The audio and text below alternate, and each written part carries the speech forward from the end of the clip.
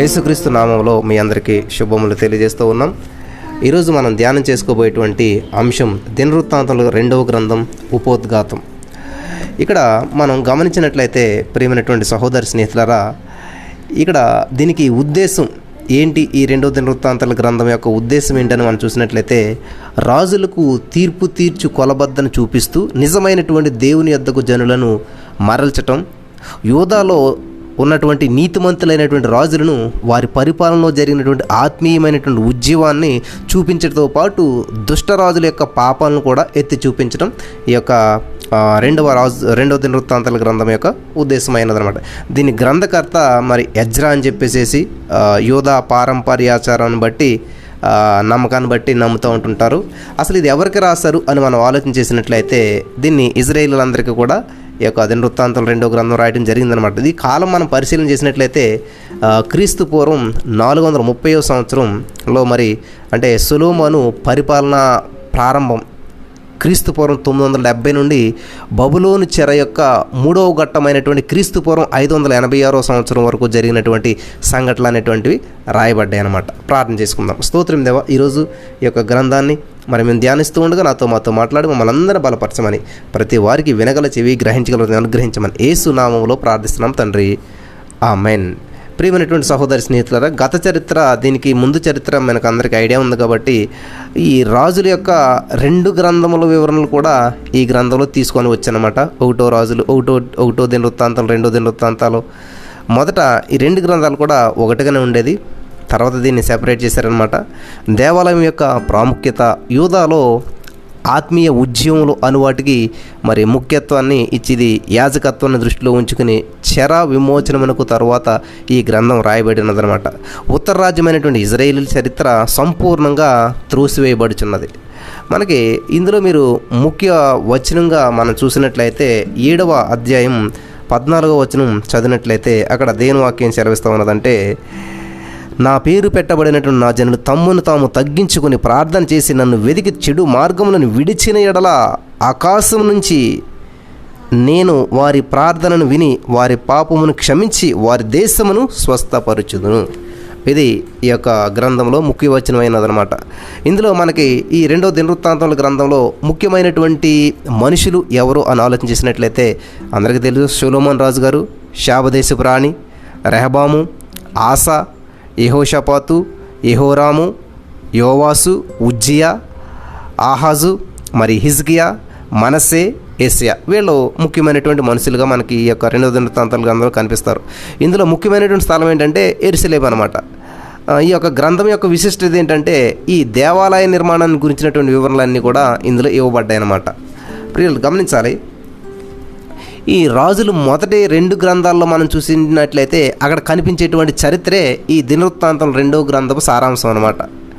ఈ ఇజ్రాయేలీలు ఏం చేశారంటే మరి ఉత్తర భాగాన్ని ఇజ్రాయేలీలు అని చెప్పేసి, దక్షిణ భాగాన్ని యూదా అని చెప్పేసి 2 భాగాలుగా విభజించబడినటువంటి ఈ ఇజ్రాయేల్ యొక్క ఉత్తర రాజ్యం మరియు దాని రాజుల గూర్చినటువంటి చరిత్ర ఇంచుమించు సంపూర్ణంగా వదిలివేయబడింది. ఈ గ్రంథాన్ని రాయబడినటువంటి కాలంలో మరి అధర్మము, విగ్రహారాధన అనువాటి వలన క్షీణించిపోయినటువంటి ఆ దేశంలో ఏది కూడా మిగిలి ఉండలేదు. కనుక దాని చరిత్రను రాసినటువంటి సమయాన్ని వ్యర్థం చేసుకోకూడదు అనుకున్నాడో ఏంటో రచయిత తెలియదు, కానీ దాని చరిత్ర ఇందులో రాయబడలేదన్నమాట.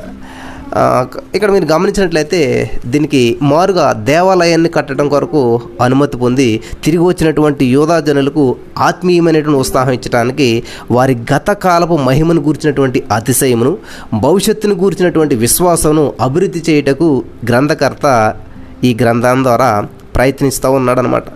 దేవుని యందు భక్తిలో శ్రేష్ఠుడిగా ఉండినటువంటి దావీదు, మరి ఆ దావీదు గారు ఉన్నారు కదా, దావీదు రాజు కాలమును బట్టి కాలానికి పిమ్మట ఆయన వారసులుగా పరిపాలన చేసినటువంటి 8 మంది ఉత్తర రాజుల యొక్క చరిత్రను, వారి విడుదల క్రియలను వివరించుటకు ఈ గ్రంథంలోని ఎక్కువ భాగం ఉపయోగించబడింది. ప్రియులారా, మనం గమనించినట్లయితే దైవ ఆరాధనే తమ దేశం యొక్క అత్యవసరమైనటువంటి ప్రాథమిక ఆవశ్యకత అని చెప్పి తలంచినటువంటి ఆయన యెరూషలేము దేవాలయపు మహిమకును అక్కడ జరిగినటువంటి ఆరాధనలకును ముఖ్యత్వంనిచ్చి రాసి ఉంటున్నాడని చెప్పేసి గ్రంథకర్త తెలుస్తుందన్నమాట. గ్రంథకర్తను గురించి మనం చూసినట్లయితే దినవృత్తాంతముల గ్రంథమును ఈ గ్రంథకర్తను గురించి తెలుసుకోవడానికి మొదటి గ్రంథం యొక్క ఉపోద్ఘాతాన్ని మనం చూడాలన్నమాట. మనం చదువుకున్నాం ఆల్రెడీ. ఈ గ్రంథంలో ఇమిడి ఉన్నటువంటి వివరణను సేకరించడం కొరకు మూలంగా దీని యొక్క రచయిత కొన్ని గ్రంథాలను కూడా ఉపయోగించినట్లు మనం చూస్తూ ఉన్నాం. రాజుల మొదటి గ్రంథం, రెండవ గ్రంథం వివరణ, మరి దీర్ఘదర్శి అయిన సమూయేలు వృత్తాంతం, ఇక్కడ ఇవన్నీ కూడా మనకి చాలా విషయాలు ఇందులో కనిపిస్తూ ఉంటుంటాయి. ప్రియులు గమనించాలి, దినవృత్తాంతం గ్రంథంలో యేసుక్రీస్తు ప్రభువుని ఎక్కడన్నా కనుక్కోగలుగుతామో మనం. ఎందుకంటే ఆదికాండం 1వ అధ్యాయం నుంచి ప్రకటన గ్రంథం చివరి అధ్యాయం చివరి వచనం వరకు మీరు గమనించినట్లయితే ప్రతి వచనంలో యేసుక్రీస్తు ప్రభువారు ఉంటారు. మనం జాగ్రత్తగా గమనించుకున్నట్లయితే యేసుక్రీస్తు ప్రభువారి గురించే బైబిల్ అనేటువంటిది ఒక ప్రేమలేఖ అనమాట. మనిషికి దేవుడు పలికినటువంటి మాటలే, పరిశుద్ధాత్మ ప్రేరేపణ ద్వారా రాయబడినటువంటి మాటలు ఇవన్నీ కూడా. చాలామంది అంటారు పాత నిబంధన గ్రంథం యేసుక్రీస్తు ప్రభువారు ఎక్కడ వచ్చాడండి అనుకుంటుంటారు. గమనించాలి, ఇక్కడ మనం ఈ 2వ దినవృత్తాంత గ్రంథంలో మనం గమనించినట్లయితే మరి దావీదు సింహాసనం నాశనమైనా కానీ ఆయన వంశం నిలిచే ఉన్నది. హత్య, మోసము, యుద్ధము, బానిసత్వం అనేటువంటివి మరి ఇక్కడ మెస్సియాకు పితరులైనటువంటి ఆ రాజు కుటుంబమునకు భయము కలిగించినవిగా ఉన్నవి. ఆ వంశము క్రీస్తు ద్వారా బానిసత్వము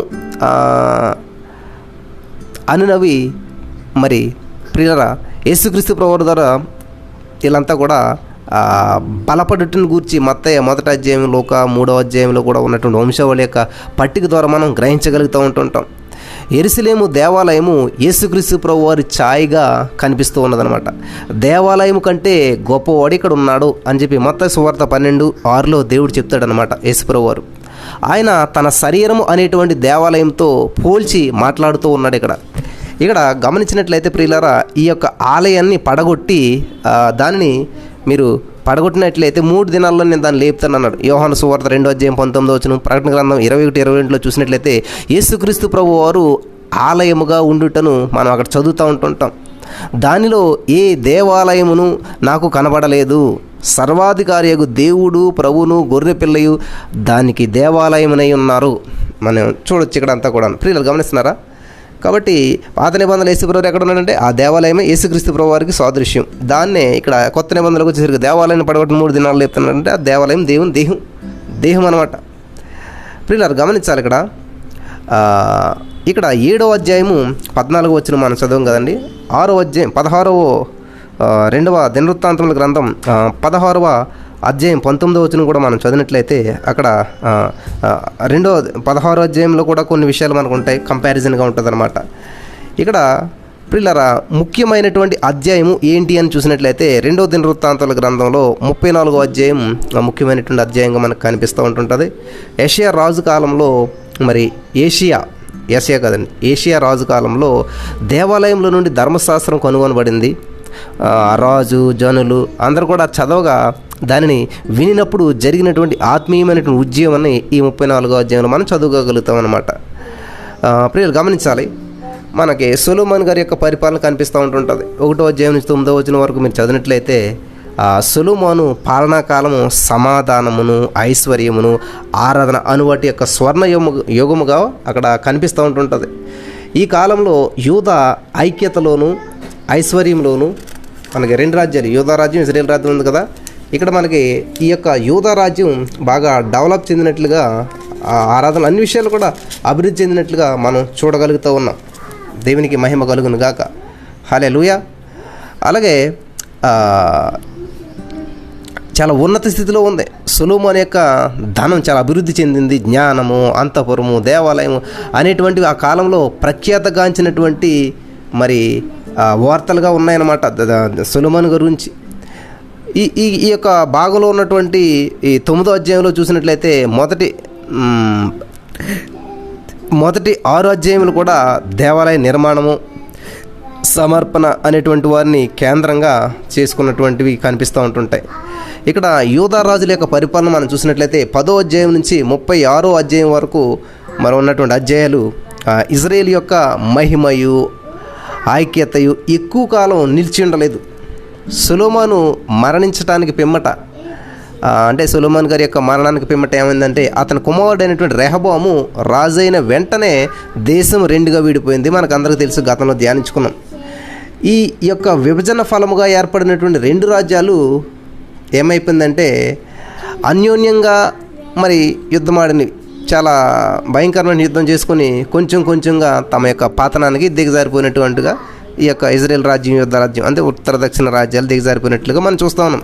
అప్పుడప్పుడు వచ్చినటువంటి కొందరు ఉత్తములైనటువంటి యూదా రాజులు ఆత్మీయమైనటువంటి ప్రక్షాళన మరి ప్రయత్నాల ద్వారా చేశారు. కానీ ఆ చివరి నాశనానికి కొంచెం కాలం ఆలస్యం అయిపోయిందనమాట. ఎంత చేసినా కానీ యూదాలను ఏలినటువంటి 20 మంది రాజుల్లో 8 మంది ఈ స్థితిలోనే జనులను విగ్రహారాధనలో నుంచి, అక్రమాల్లో నుండి పైకెత్తడానికి ప్రయత్నించినటువంటి వారు ఉన్నారు. అయినా కానీ ఎవరి ప్రయత్నం కూడా ఒక తరము కాలమునకు తర్వాత నిలిచి ఉండలేదు. ఏదో కొంతకాలం ఉంది. చివరిలో ఏషియాకు పిమ్మట వచ్చినటువంటి 4 రాజుల కాలం చూసినట్లయితే దేశానికి సంపూర్ణమైనటువంటి నాశనం సంభవించడానికి ప్రారంభమైందనమాట.